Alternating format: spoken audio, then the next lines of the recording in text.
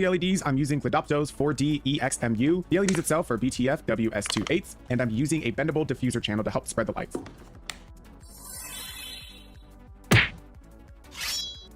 I went and cut the diffuser into 2 equal length strips. And I did the same for the LEDs, making sure to trim them at a proper cut point. But now it is time to solder. Power it on, and we have light. I then went and pushed the LED strip through the diffuser channel. But when I turned it on, it looked like crap. Come to find out, it looks a lot better if you use the diffuser correctly and put the LED strip below the entire diffuser. This is my first time using a diffuser, guys. Relax. Then it was just a matter of sticking the LEDs to the inside of the pocket, making sure it was as centered as possible.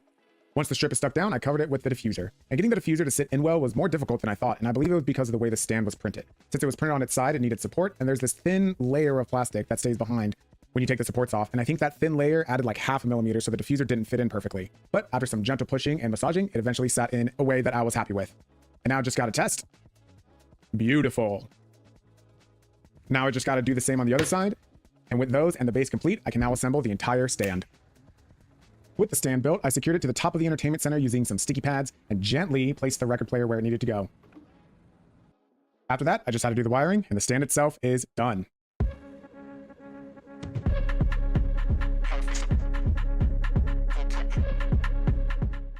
Well, almost done. You can't really see it on the video, but the sides were kind of pushing away from each other at an angle. So to fix that, I made and printed this arm piece that fits on the back and pulls the 2 pieces together to straighten them out. Now that that's done, it's time for decoration. For the left...